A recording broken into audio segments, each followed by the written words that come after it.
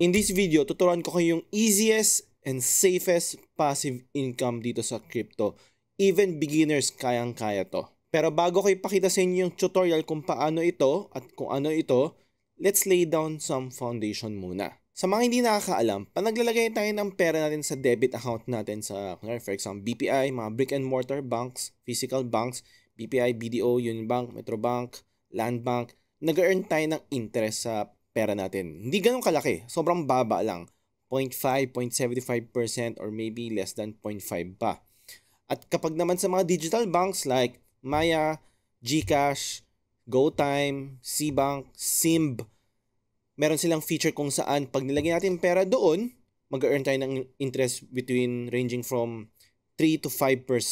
At kung gusto mo pa ng mas mataas na percentage, between maybe 7, 8, 9%, meron tayong tinatawag na time deposit kung saan hindi natin magagalaw yung pera. Nakalock yung pera whether 6 months, 1 year, 2 years. I think average is around 3.5 to 4%.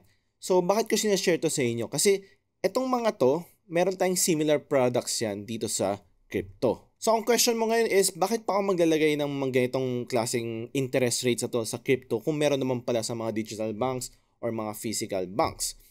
First advantage mo dito is, mas mataas yung binibigay nilang interest dito sa crypto. Second advantage na hindi mo masyadong mapapansin pero malaking factor din dito is, ang ina-earn nating interest dito ay US dollars. Which means, hindi ganun kalala ang inflation niya kasi alam naman natin, dominant ang US dollars, di ba?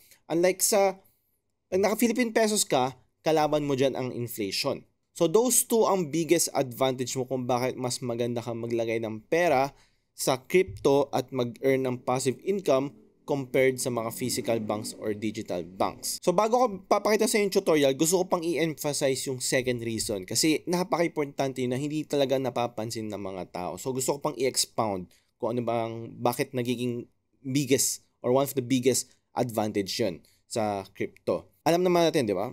Mataas ang inflation ng Pilipinas, 4 to 6% annually. So if nag-earn ka ng interest sa Maya ng 4 to 5%, basically, na-offset mo lang yung inflation ng Pilipinas. Hindi tumataas tumataas yung amount ng pera mo, pero yung halaga niya, yung value niya ay parehas lang, hindi siya magbabago. Pero dito sa crypto, US dollars ang in-earn mo. US dollars ang ilalagay mo, yun din i-earn mo sa passive income mo. Bakit mas maganda yun?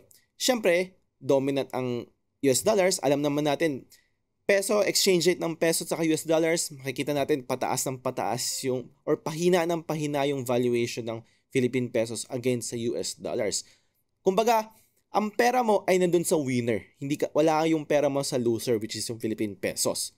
So, by the time na nag-earn ka ng interest in US dollars at gusto mo siyang in peso, by the time na gusto mo nang igawin siyang Philippine peso, probably ang exchange rate by that time, 72 against $1, 72 pesos against $1.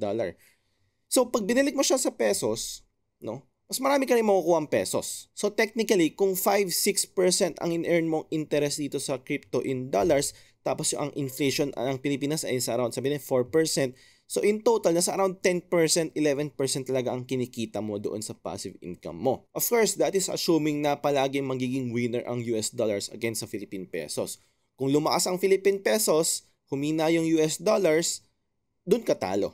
No? But based on history, makikita mo naman sa chart ng exchange rate ng Philippine pesos sa US dollars, continuously pataas ng pataas ang US dollars. Or should I say, palakas ng palakas or pahina ng pahina ang Philippine pesos. So one last thing, bago ko papakita sa yung tutorial kung paano mag-earn ng passive income sa crypto, ng pinakamadali, pinaka-safest dito sa crypto is, syempre, kahit sabihin kong pinaka-safest pa yan, meron pa rin mga konting risk.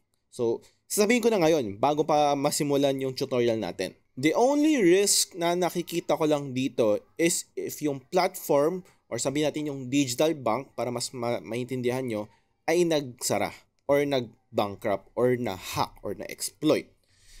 So yun lang nakikita kong risk mo pa nag-earn ka ng passive income dito sa ipapakita kong tutorial. So gaano ba ka-likely na mangyari yung ganong klaseng exploit, hack, or bankrupt? So, depende yan sa platform na papasukan mo kung saan ka gustong mag-earn ng passive income. Pero yung ipapakita ko sa inyo is nasa top 3 exchange or platform or sabihin, digital bank sa crypto, top 3 siya. Alright? So, matagal na siya sa crypto industry. I think started as early as 2013 or 2015. So, wala namang nangyayaring masama so far. Alright, so nandito tayo ngayon sa tutorial part ng video na to. So, tinutukoy ko kayo ng digital bank dito sa crypto. Ang tawag dito ay OKX. So, nasa top 3 best exchange siya, global exchange siya. Top 3 siya, I think second or third siya. Marami pa mga exchanges na possible na mas malaki yung binibigyan nilang interest. But again, hindi mo masasabi kung reputable ba yung exchange na yun or digital bank na yun. Hindi ko masasabi. But one thing I can vouch for is itong exchange na to, which is OKX.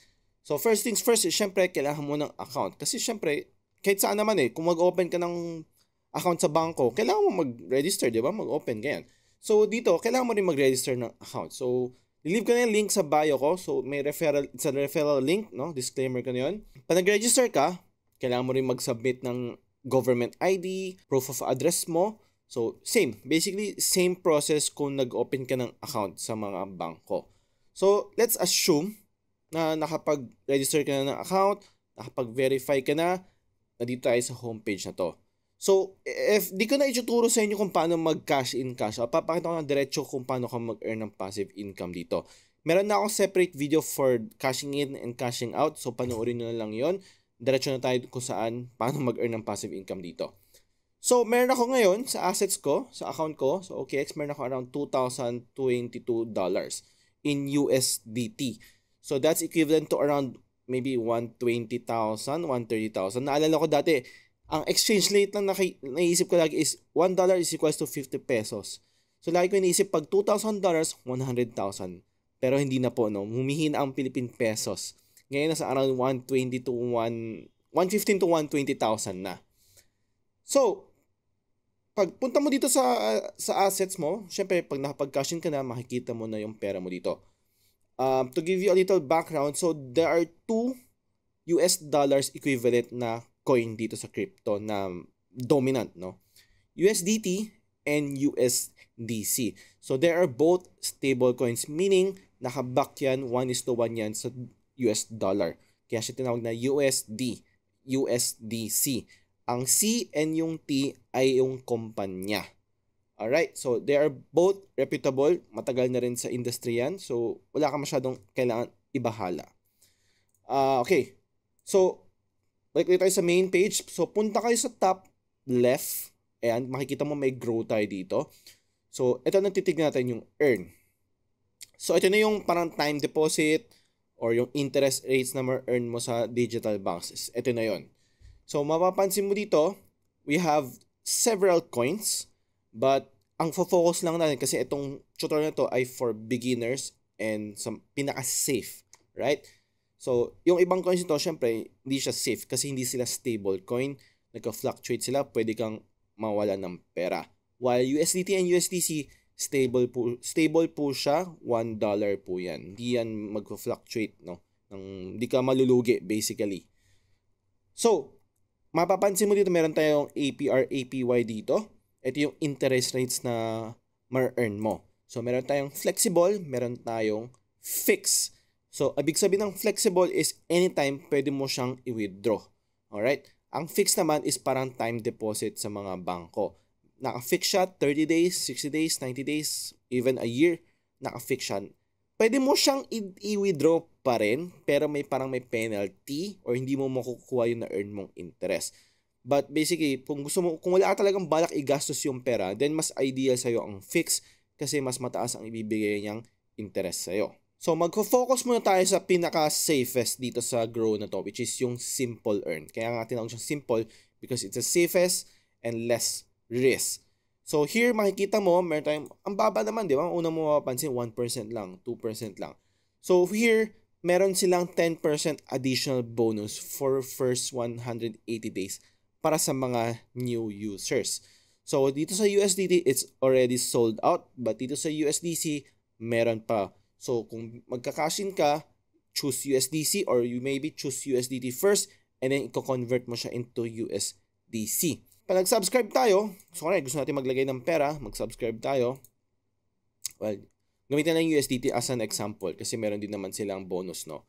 Here, so lalagay mo lang yung amount na gusto mong i-deposit. Again, gagamitin ko ulit yung old term para mas magigets nyo, no? Magde-deposit ako ng pera sa bank account ko ng $2,000 or sabihin natin $120,000. Sorry. Ayan. So, here, mapapansin mo sa bonus rule, first 1,000 USDT ko ay mag-earn ng 10%. So, yung 58,000 pesos ko, mag-earn siya ng 10% per annum. So, ikaw na bahala mag-calculate niyan kung magkano makukuha mo monthly. And if ever nag-exceed yung pera mo na dineposit mo ng over 1,000, the rest ay 1%. Alright, so hindi na ganun kataas, no? Hindi na ganun ka-ideal. So, I want to guys to suggest ko is i-take advantage niyo po itong first 180 days. Okay, ito yung pinaka-safest, no? Meron pa tayong isa pang ituturo ko sa inyo. Safe pa rin pero mas dagdag konti yung risk niya. Itong minimum lending APR is ideally gusto mo 5%, pag bumagsak siya, hindi niya ipapalend yung pera mo. Kung basically, hindi ka kikita. Alright? So, pag lumampas ng 5% APR yung interest rate mo, then there's a time na ipapahiram niya yung pera mo. Kasi mag-earn ka na. Basically, excuse me, basically magiging active yung passive income mo. Pag lower than 5%, magiging inactive siya. So, makikita ng historical APR, ayan, mapapansin mo. Nung a week ago, maybe a year ago, ayan, umabot siya as high as 34%. So, nag-fluctuate yung APR niya. So, APR pa lang to. Hindi pa na-consider dito yung compounding interest. Right? So, ano ba yung yung compounding interest? So, siyempre, nag-earn ka ng passive income, nakapag-earn ka ng $20, itong $20, hindi pa natin-take into account na what if itong $20 ay nire-invest mo ulit. Nilagay mo ulit dito sa passive income. Which means, pag nagko-compound ka, mas malaki pa yung makukuha mong interest rate. Okay? Mas tataas pa yan. Hindi ganun kalaki. Maybe 0.5, 1% higher than doon sa nakikita mong interest rate na nakikita mo ngayon. Alright. So, ang next na ipapakita ko naman sa'yo is yung mas risk ng konti. May risk ng konti. Dito naman yung on-chain earn. Alright. So, ano difference ng on-chain saka simple earn? Sa simple earn is sa mismong OKX platform ka lang nag-earn ng passive income. Sa on-chain earn naman is outside sa platform kasi sa labas ng platform meron ka pang marami pang opportunities dyan. But syempre, mas delikado yan, no? Compared sa nandito. Kumbaga, pag nag-invest ka, nasa bahay ka lang. Pero mas marami kang nakikitang opportunity sa labas ng bahay mo. So, ito yung tinatawag kong, ito na nga yung on-chain earn kung saan mas mapapansin mo, mas malaki yung interest na nakikita mo dito. So, for example, dito sa USDT, higher 5.84% ang na-earn mo. Konting caveat, no? Dalawang klaseng coin ang ina-earn mo dito. Alright? Ayan. So, 5.84% yung total interest rate na ma-earn mo dito. 4.41% doon ay ma-earn mo in USDT or in US dollars. The rest, yung 1.43% ay ma-earn mo siya in comp token. Ito na yung first exposure mo sa real crypto. Comp token. So, nag-earn ka ng US dollars, andyan pa rin yung capital mo, so nag-earn ka ng US dollars, nag-earn ka pa ng comp token. May value ba tong comp token? Meron. Check natin kung magkano yan ngayon, ha. Punta tayo sa trade, punta tayo sa spot. Lagyan natin comp. Magkano ang comp ngayon? Ang comp ngayon is around $49 or basically $50. So may value ang comp. Ito yung isa sa mga na-earn mo pagdating sa on-chain earn. Now, katulad na sinabi ko kanina, mas mataas ang risk dito. Bakit? Kasi yung pera na nilalagay mo sa OKX, ang OKX ilalagay niya sa iba. Alright? So, If anything happens doon sa nilagyan niya ng pera, possible, mawala yung pera mo, mabawasan or ma-hack, and most likely hindi liable ang OKX or your platform doon. So, that's another layer ng risk mo.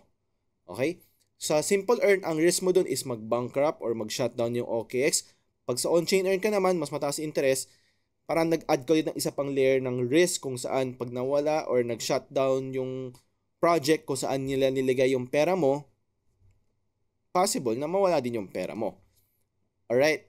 Pero again, ito yung risk mo dito. On the brighter side, itong mga pinaglalagyan nilang pera, itong mga project na to, ay matagal na sa crypto. Tried and tested na sila. Battle tested na sila. So, masasabi kong isa din sila sa mga safest na projects sa crypto. But again, di mo masasabi na. Time will tell. Di mo masasabi talaga. But, vina-vouch nila, hindi naman maglalagay ang OKX itong mga ganitong klaseng project kung hindi nila vina-vouch. Alright? Pag sa USDC naman, mas marami kang projects na pwede mong pag-investan. So, meron tayong Aave, which nag-earn ka ng 7.69%. Meron tayong Compound V3, Compound sa Ethereum, or sa Arbitrum na almost same lang yung APR niya. So, pag USDC, eto naman yung ma-earn mo. USDC, okay, nag-invest ka ng USDC, ang ma-earn mo is yung USDC, AVAX, saka yung bonus na additional AVAX token pa. Again, these are tokens na pwede mo ding ibenta kasi meron din po itong value. So, ang pwede mong gawin is pag nakapag-earn ka ng AVAX or yung comp token kanina, pwede mo siyang i-convert into USDT or USDC and then gagawin mo siyang Philippine pesos. So, ayan. Again, this interest percentage na nakikita nyo ay APR pa lang. Hindi pa po na-factor in yung compounding interest kung sakaling gusto mo siyang i-compound. Balik tayo sa Simple Earn. Mapapansin mo, meron din tayo nakikitang iba pang coins dito. Bitcoin, Ethereum, OKB, JST, ONT. So mapapansin baka masilaw ka noon, tataas ng interest na APR 79%. Wow, 'di ba? Isipin ko, doon na lang ako maglalagay. Ang laki ng kinikita ko, ang laki ng interest. Mas malaki ang risk diyan because hindi po nasa stablecoin or hindi po nasa US dollar ang pera mo. Yung capital mo ay hindi naka-US dollar. Ang capital mo ay nasa JST or nasa ONT. Isa po lang crypto token kung saan nag-fluctuate ang value niya. So, may chance ka talagang maubos yung capital mo. While sa USDT, USDC, stable po yan. 1:1 po yan sa US dollar. So, huwag kayo basta-basta magpapasilaw sa malaking interest rate. At kung malikot ang kamay nyo, meron kayong makikita ditong structured products. But these features or products ng OKX ay medyo nasa advanced level na baka mahirapan kayong makaintindi at di ko masasabi kung mawala ba yung capital mo. Kasi I personally haven't tried this products. Kasi kung mapapansin mo, mataas din yung APR, baka masilang ko rin, no? Make sure kung sakaling gusto mo tong i-try or i-test, make sure na basahin nyo mabuti kung paano nag-work itong mga products na ito.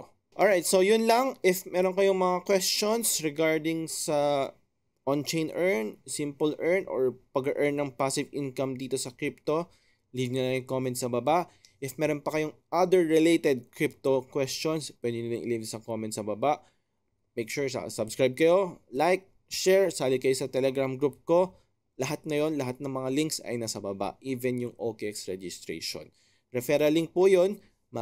It's a way for supporting me as a creator. If not, wala rin mang problema. Pwede kayo dumiretso ng okx.com. It's up to you. May benefits yung referral link. It's a additional 10% trading discount. Lifetime discount po yun. Alright, so yun lang. Thank you. Bye-bye.